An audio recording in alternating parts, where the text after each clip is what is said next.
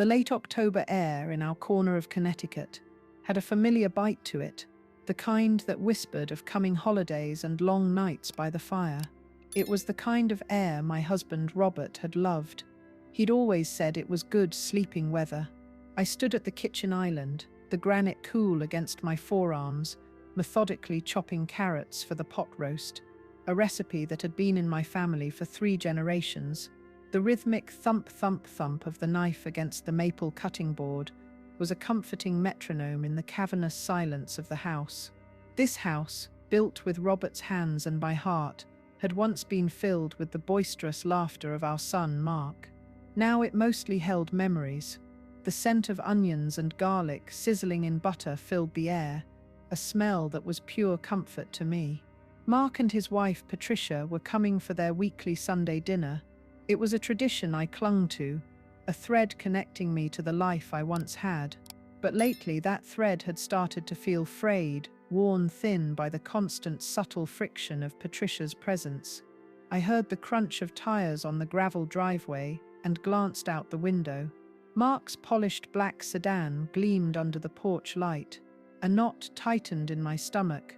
I took a deep breath, smoothing the front of my apron, and pasted on a smile. They were my only family after all. Mark came in first, his face etched with the familiar lines of a man pulled in too many directions. He gave me a perfunctory kiss on the cheek. "Hey, Mum, smells great." "Hello, dear," I said, my smile softening into something real. I still saw the little boy in him, the one with scraped knees and a cowlick that wouldn't stay down.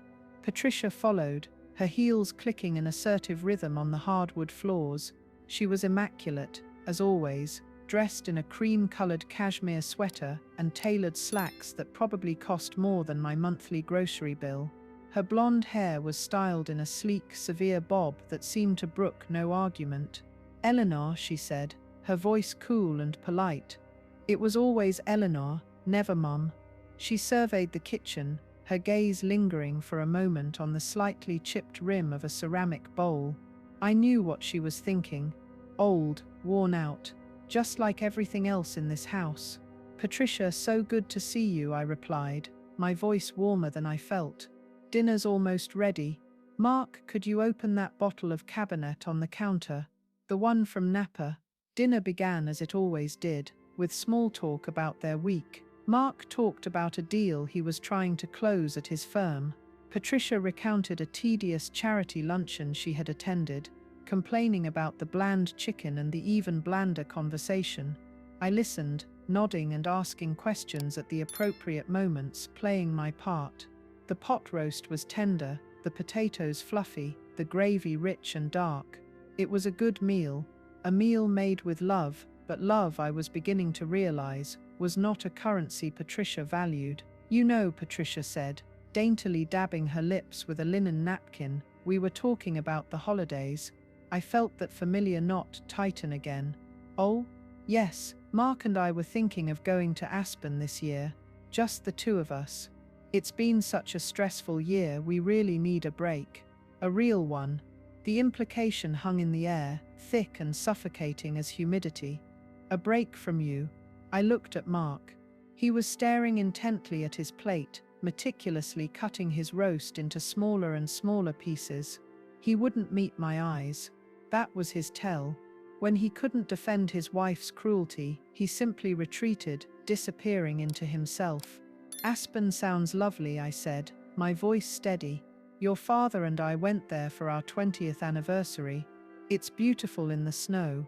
Patricia let out a short, dismissive laugh. "I'm sure it's changed a bit since then, Eleanor. We're staying at the new Viceroy Snowmass. It's divine, you wouldn't recognize it." The barb was meant to sting, to remind me that my time was past, my experiences irrelevant. I felt the heat rise in my cheeks, but I held my tongue. For Mark's sake. Always for Mark's sake. I had spent the last 5 years since Robert's passing, making myself smaller, quieter, less of a burden, all to keep the peace in my son's life. I had watched Patricia slowly and systematically erase me from their world, turning our Sunday dinners into a weekly performance of tolerance. And then came the moment that changed everything. I was telling a story about Mark when he was a boy, how he'd tried to build a treehouse in the old oak in the backyard and ended up with a broken arm and a healthy fear of heights. It was a fond memory, one that always made me smile. Miller said he'd never seen a 6-year-old so determined to argue about the necessity of a cast. I finished with a soft chuckle. Mark managed a weak smile, but Patricia rolled her eyes, the movement so exaggerated it was almost theatrical. She sighed, a long put-upon sound, and placed her fork down with a sharp clink against the china. "Must we listen to these boring stories every single week?" she said, her voice dripping with venom. She didn't look at me, but at Mark. "Honestly, it's like a broken record, we get it. You existed before I came along." The air crackled, the silence that followed was deafening. I looked at my son, my heart pleading with him. "Say something. Defend me. Be the man your father raised you to be." Mark just shifted in his seat, his gaze still fixed on his plate. He cleared his throat. "Now, Patty, she was just what, Mark?" Patricia snapped, her eyes flashing. "Wasting our time. I came here for a nice dinner, not to be bored to death by ancient history. Some of us have lives to lead." She finally turned her cold blue eyes on me. The carefully constructed mask of politeness was gone, replaced by raw, undisguised contempt. "You know, Eleanor," she said, her voice low and sharp as a shard of glass, "you really are just a useless old woman, aren't you? You just sit in this big empty house, taking up space, contributing nothing. You're a relic. A burden." "Patricia," Mark finally gasped, his head snapping up. But it was too little, too late. The words hit me with physical force. Useless old woman, taking up space. A burden. Each phrase was a stone, and I felt the weight of them settle deep in my chest. I had been called many things in my 82 years. A wife, a mother, a friend, a partner, but never, not once, had I been made to feel useless. I looked at Patricia's smug, triumphant face. I looked at my son's weak, conflicted one, and in that moment something inside me, something that had been dormant for a very long time, finally broke. The thread of tradition, of keeping the peace, of swallowing my pride for the sake of a fractured family, didn't just fray. It snapped.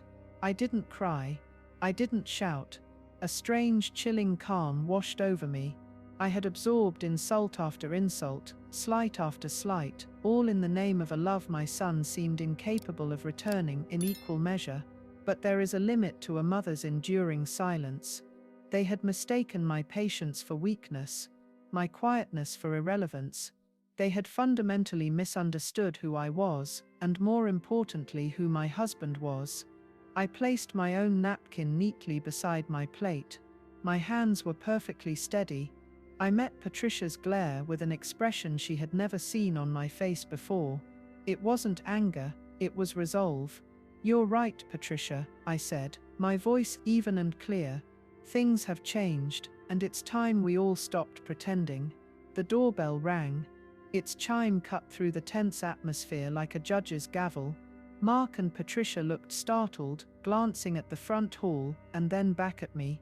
I wasn't expecting anyone, or rather they weren't expecting anyone. I, on the other hand, had been expecting this bell to ring for quite some time. A small knowing smile touched my lips.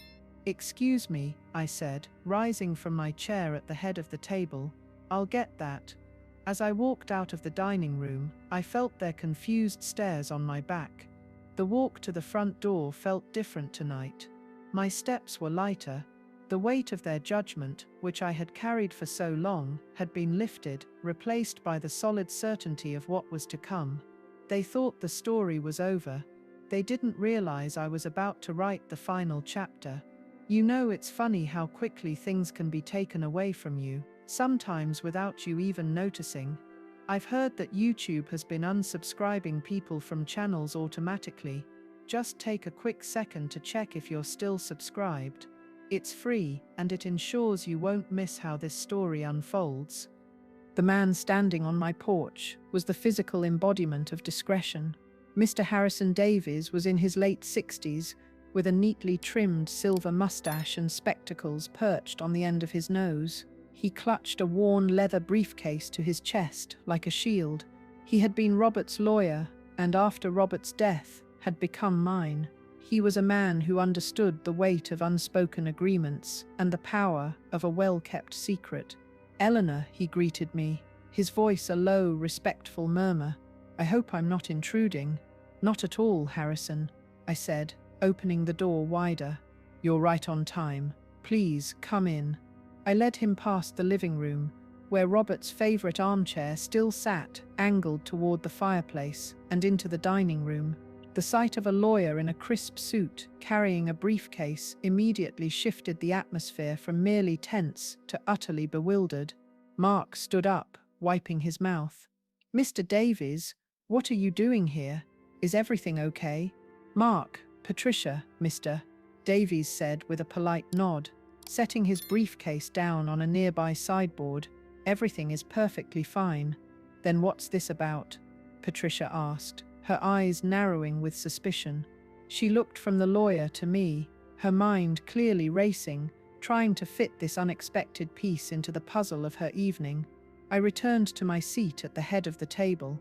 "Mr. Davies is here at my request," I announced calmly. "There's a small matter of business I thought it best to handle tonight, with everyone present." "Business?" Mark asked, sinking back into his chair. "What kind of business?"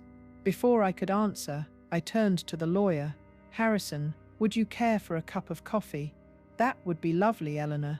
Black, please." This simple act of domestic courtesy seemed to confound Patricia more than anything. She watched, her jaw tight, as I moved back to the kitchen, my movements unhurried. The delay was intentional. I wanted them to sit in their confusion. I wanted them to feel the ground shifting beneath their feet before the tremor even began. As I poured the coffee, my mind drifted back, not just 5 years, but 50. Robert and I hadn't inherited our money. We had built it. We started with nothing but his engineering degree and my fierce belief in him. We lived in a tiny one-bedroom apartment in Bridgeport for the first 10 years of our marriage. I worked as a bookkeeper, saving every spare dollar, while Robert tinkered in our garage, designing and patenting small but crucial components for industrial machinery. People saw him as a quiet, unassuming man. They didn't see the brilliant mind that worked late into the night, or the sheer grit that drove him to fly to Chicago with our last $500 to pitch his first major patent to a manufacturing giant. They saw the modest 3-bedroom house we eventually bought in this quiet suburb. They didn't know that the company that bought Robert's first patent was just the beginning. They didn't know about the subsequent patents, the shrewd investments in fledgling tech companies in the late 80s, the commercial real estate we bought up in Stamford when no one else wanted it. Robert called it our secret garden. He disliked ostentation. "Wealth is for security, Ellie," he'd always say. "Not for show, it's for freedom, for peace of mind," and so we lived peacefully. We drove sensible cars, took modest vacations, and raised our son to understand the value of a dollar. We paid for his college, his master's degree, the down payment on his first home. We did it all quietly, without fanfare. We were comfortable, and our friends and neighbors assumed we were merely that, well-off, but not truly wealthy. Patricia had never bothered to look beyond that surface. She saw this house, with its 1980s kitchen and Robert's worn-out armchair, and she saw a past that was fading. She didn't see the foundation it was built on. She saw me, a quiet widow living on a fixed income, and my husband's pension, and she saw a liability. She never once asked about my life with Robert, about the business he built. She wasn't interested in the history of the woman whose son she married. She was only interested in the future, a future she was designing, in which I played an increasingly smaller role. Her disrespect hadn't started with the useless old woman comment. That was merely the crescendo. It had been a symphony of 1,000 small cuts, the way she'd suggest I get rid of Robert's old books to make space, the way she'd talk over me when I tried to share an opinion. The time she'd planned a family cruise and forgotten to include me until the last minute, knowing I couldn't possibly get my affairs in order in time. Each time, I'd looked to Mark, and each time, he had offered only silence and a pained expression. His desire for a peaceful marriage outweighed his duty to his mother. My husband had foreseen this. Not the specifics, but the potential. Robert was a brilliant engineer, but he was also a keen observer of human nature. In the last year of his life, when the illness was stealing his strength, we had many long talks in the quiet of the night. "Mark is a good man, Ellie," he had said one evening, his voice thin but clear, "but he has a soft heart, and he wants to make everyone happy. A man who tries to make everyone happy often ends up satisfying no one, least of all himself." It was then that we met with Harrison Davies. It wasn't to draft a standard will, it was to create a fortress. A legal and financial structure designed to protect what we had built, not just for us, but from the potential carelessness and entitlement of the next generation. We created a living trust, a complex document with specific clauses and conditions. It was Robert's final act of engineering, a social one. The primary beneficiary was me, of course, with absolute control over every asset. But it was the secondary clauses, the ones that would take effect upon my passing, that were his masterstroke. He called it the Decency Clause. I returned to the dining room with the coffee, placing the cup gently in front of Mr. Davies. I sat down, the matriarch once more at the head of my table, in my home. The air of confusion had curdled into impatience. "All right, Eleanor, we're all here," Patricia said sharply. "What is this all about?" I took a slow sip of water. 5 years ago, just before Robert passed, he and I sat down with Harrison and made some arrangements for the future. For my future, and for the future of the estate after I'm gone. Mark leaned forward. "You mean the will?" "Mom, we went through all that. Everything was left to you. We know, you know what we chose to tell you." I corrected him gently.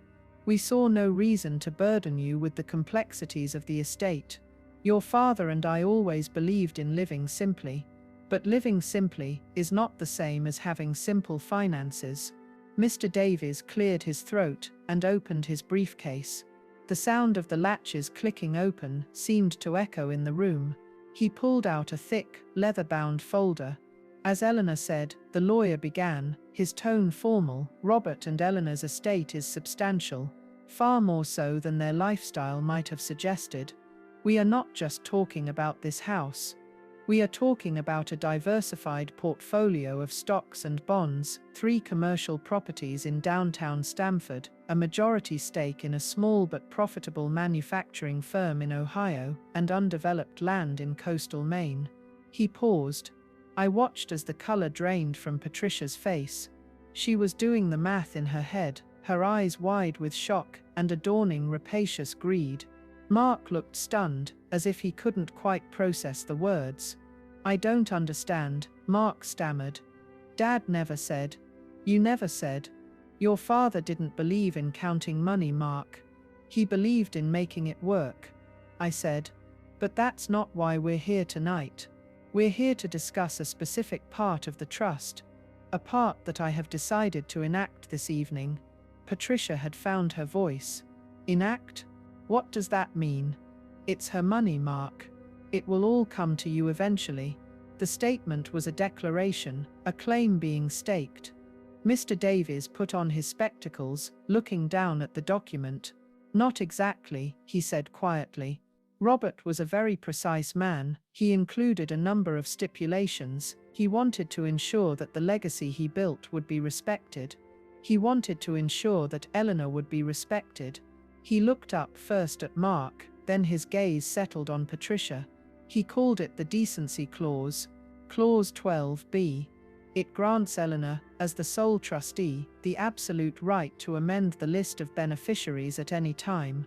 Specifically, it allows for the immediate and permanent disinheritance of any potential beneficiary who, in her sole judgment, has failed to show her basic human dignity, respect, and familial affection. The silence that followed was absolute. It was heavier than any I had ever experienced in this house. Patricia sat, as still as a statue, her face a mask of disbelief. Mark's mouth was slightly agape, his eyes darting between me and the lawyer. The words hung in the air. Dignity, respect and familial affection. The very things that had been so conspicuously absent from our dinner. Patricia's disbelief finally shattered, replaced by a wave of furious denial. "That's ridiculous. You can't be serious. That wouldn't hold up in court," she spat, pointing a trembling finger at the lawyer. Davies didn't flinch. "I assure you, Mrs. Evans, my firm spent 6 months making sure every single clause in this trust is ironclad. Robert was very specific with his instructions." I looked at my daughter-in-law, at the woman who had called me useless not 30 minutes earlier. Her face was a canvas of conflicting emotions, fury, panic, and above all, the raw, ugly face of thwarted avarice. She was looking at me now, really looking at me for the first time, and she wasn't seeing a useless old woman.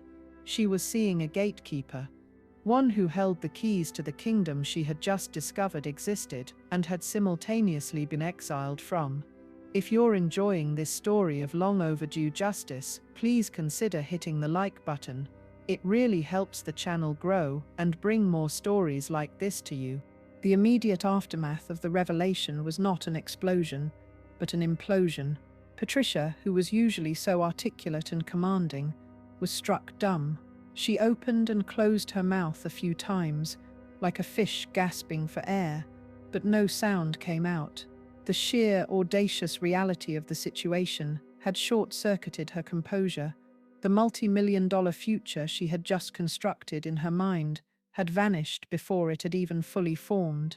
Mark was the first to speak, his voice a hoarse whisper. "Mom, what are you saying?" I held his gaze. There was no anger in my heart for him, only a profound and weary sadness. "I'm saying that your father was a wise man, Mark. He hoped this clause would never be necessary. He hoped you would choose a partner who valued family above fortune. He hoped you would be the man he raised you to be. It was a fail-safe, a last resort to protect his life's work, and to protect me." "Protect you from what?" Patricia finally managed to choke out, her voice trembling with rage. "From me. I haven't done anything." The audacity of the lie, spoken in the very room where she had just emotionally eviscerated me, was breathtaking. Mr. Davies, ever the calm professional, interjected smoothly. "The clause, as I stated, is based on Eleanor's sole judgment. It doesn't require a court's definition of wrongdoing, only hers." All pretense of civility was gone. Patricia shot to her feet, her chair scraping harshly against the floor. "This is a joke, a cruel, twisted joke. You're a senile old woman, and he's a shyster lawyer taking advantage of you," she yelled, her face contorted with fury. "Mark, are you going to let her do this? This is about our future, our family, our family." The words were acid. I had wanted so desperately to be part of their family, but she had made it clear that I was an outsider, an obligation. She only invoked the word families now that it had a price tag attached. Mark looked utterly wrecked. He was trapped between the wife he had chosen and the mother he had failed. His face was pale, his eyes wide with a dawning horror, not just at the loss of a potential inheritance, but at the stark reality of what his marriage had become, and his own complicity in it. "Patty, sit down," he pleaded, reaching for her hand. Let's just talk about this." "Talk," she shrieked, yanking her hand away. "There's nothing to talk about. Your mother has lost her mind." I remained seated, my hands folded calmly in my lap. Her hysteria was a stark contrast to my stillness. "I have never been more lucid in my life, Patricia," I said, my voice cutting through her tirade. "For 5 years, I have sat at this table and graciously accepted your thinly veiled insults. I have hosted you in my home, while you made it clear you couldn't wait to leave. I have watched you systematically try to push me out of my own son's life. Tonight was not an isolated incident. It was simply the last straw. I turned my attention back to my son, and you, Mark. I love you. You are my child, and that will never change. But you stood by. You stood by while she called me a burden in the house your father built. You stood by while she called me useless. Your silence was a choice, and choices have consequences. Mr. Davies discreetly slid a piece of paper and a pen across the table toward me. It was a formal declaration, a simple document stating my intention to invoke Clause 12b. As trustee, Mr. Davies explained to the room, Eleanor only needs to sign this amendment to make it official. It legally removes Patricia Evans and any of her direct descendants as potential beneficiaries of the Robert and Eleanor Evans Living Trust, effective immediately. Patricia stared at the paper as if it were a venomous snake. Her mind, so quick and calculating, was working furiously. She tried a new tactic. The anger vanished, replaced by a sudden syrupy wave of contrition. "Eleanor, I'm so sorry," she began, her voice suddenly soft and pleading. She even managed to squeeze out a tear, which tracked a clean line through her expensive foundation. "I'm under so much stress. I didn't mean it. You know I didn't mean it. It was a horrible, horrible thing to say. I love you. Of course, I love you." It was a masterful performance. I might have even believed it, had I not seen the cold calculation in her eyes. She wasn't apologizing for the insult.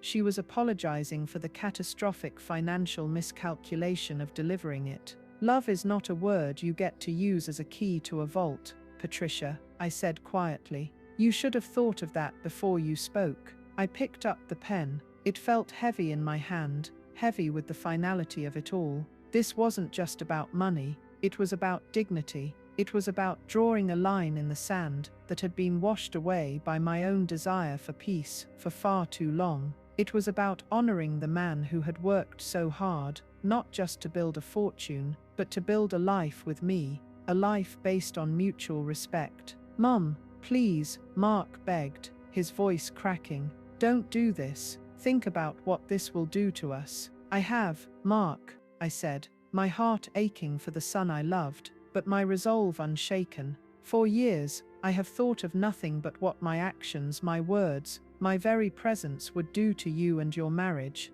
I made myself small to make your life easier. I see now that it didn't make your life easier. It just enabled her cruelty and your weakness. This ends tonight. For all our sakes." Patricia saw it was hopeless. The mask of sorrow fell away, revealing the ugly sneer beneath. "Fine, keep your damn money," she spat. "Keep this dusty old house and your precious memories. Mark and I don't need you, we never did." She grabbed her purse from the sideboard and stormed toward the front door. "Mark, are you coming?" she yelled from the hallway. Mark was frozen, his face a mask of misery. He looked at his departing wife, then back at me, at the legal document on the table, at the ruins of his evening. He was a man adrift, the two shores of his life having suddenly drifted impossibly far apart. "Mark," I said, my voice gentle but firm, "she's waiting for you." He looked at me, his eyes pleading. "Mum, I'm so sorry, I didn't know." "I know you didn't," I said, and it was the truth. He was ignorant, not malicious, but ignorance had a cost too. With a final desperate look, he pushed his chair back and stumbled out of the dining room, following the sharp, angry clicks of his wife's heels out into the cold night. A moment later, I heard the slam of a car door, the roar of an engine firing to life, and the sound of tires spitting gravel as the sedan sped away. And then there was silence. It was a different kind of silence than the one that usually filled the house. It wasn't an empty silence, it was a clean one. It was the quiet after a storm has passed, leaving the air washed and new. Mr. Davies had remained perfectly still throughout the entire exchange. Now he looked at me, his expression unreadable. "The pen, Eleanor," he said softly. I looked down at the paper, the declaration, the final word. Without another moment's hesitation, I pressed the tip of the pen to the signature line and wrote my name, Eleanor Vance Evans. The script was a little shaky, but the intent behind it was the strongest thing in the world. I had not lost a son. I had simply stopped pretending that the man who had just left was the same one his father had raised, and in doing so, I had finally, after 5 long years, found my own peace. I slid the signed document across the polished surface of the dining table toward Mr. Davies. He took it, reviewed my signature with a professional nod, and placed it carefully inside his leather folder. The click of the latches closing echoed the finality of the act. "It's done then," I said, more to myself than to him. "It's done," he affirmed. He looked at me, and for the first time that evening, the lawyer receded, and the old family friend emerged. "Are you all right, Eleanor?" I considered the question. Was I all right? My son had just walked out of my life, possibly for good, in pursuit of his furious, disinherited wife. I had just detonated a bomb in the middle of my own family, and yet, the overwhelming emotion I felt was not grief, but relief. It was the feeling of a great weight being lifted from my shoulders, a weight I hadn't even realized I was carrying until it was gone. "I think for the first time in a very long time, Harrison, I am," I said, and a genuine smile touched my lips. "Would you like a slice of apple pie? I made it this morning." He returned the smile. "I would be delighted." As I cut into the pie in the quiet kitchen, the house felt like it was breathing again. The oppressive tension that had lingered for years had evaporated. I brought 2 plates back to the dining room, and we sat there, 2 old friends sharing a dessert, surrounded by the ghosts of a dinner party that had changed everything. "Robert would be proud of you tonight, you know," Harrison said after a few moments. "He always said you were the steel spine that held everything together. He worried though. He worried that your kindness would be taken for weakness." It was, I admitted. By them and perhaps even by me. I kept thinking that if I were just a little more accommodating, a little quieter, a little less present, that things would smooth over. I was trying to preserve a memory of a family, instead of living in the reality of it. We sat in comfortable silence for a while. The grandfather clock in the hall chimed 10, its deep sonorous bongs marking the beginning of a new chapter. "So what happens now?" I asked. "Legally," he said, shifting back into lawyer mode. "The amendment is filed with the trust documents tomorrow morning. It's irrevocable. Patricia Evans is no longer a beneficiary. As for Mark, his status remains unchanged for now. The trust dictates that upon your passing, he is still entitled to his portion, provided he meets certain other conditions laid out by his father." "And what of the Decency Clause?" "It remains in effect," Mr. Davies confirmed. "Your judgment continues to be the deciding factor in all matters of inheritance." The unspoken message was clear. Mark still had a chance at redemption, but he would have to earn it. The automatic entitlement was gone. After he left, I walked through my silent house. It didn't feel empty or lonely. It felt mine again. I ran my hand along the back of Robert's armchair. I looked at the old photographs on the mantelpiece. Robert and me on our wedding day, a young Mark with a gapped-toothed smile, family vacations at a modest beach cottage in Maine. The land in Maine. We had bought it decades ago, a beautiful wild stretch of coastline with pine trees that grew right down to the rocky shore. We had always dreamed of building a small cabin there, a true retreat. But life and business had always gotten in the way. The next morning, I woke up with a sense of purpose I hadn't felt in years. I made my coffee, sat at the kitchen table, and watched the sun rise, painting the autumn leaves in hues of gold and fire. My phone, which had been silent, buzzed on the counter. It was a text from Mark. "Mum, I am so sorry, I don't know what to say. Patricia she's inconsolable. I should have stood up for you. I know that. I failed you. I hope one day you can forgive me." I read the message, my heart aching with a complex mix of love, pity and resolve. He had taken the first step. It was a small one, but it was a step toward me, away from her influence. I typed back a simple reply. "I love you, Mark. That will never change. You need to decide what kind of man you want to be." I didn't offer absolution. That was something he would have to find on his own. Over the next few weeks, a new routine settled in. The house was still quiet, but it was a productive quiet. I had Mr. Davies help me find a financial advisor, a bright young woman who listened intently as I explained my new vision. I didn't want the money to just sit there, a silent monument to a life that was over. I wanted it to live and breathe. Following a plan that Robert and I had idly discussed years ago, I established the Robert Evans Foundation for Young Engineers, a scholarship fund for underprivileged students in Connecticut who wanted to pursue a degree in a technical field. I endowed the local library with a new technology wing. I started selling off some of the more demanding assets, the commercial properties that required hands-on management, and reinvesting the capital into less stressful long-term growth funds. I was not just a keeper of the flame, I was an architect again. One chilly Saturday, in November, I drove up to the coast of Maine. I stood on the plot of land Robert and I had bought so long ago. The air was crisp and clean, smelling of salt and pine. The sea crashed against the rocks below, a powerful, timeless rhythm.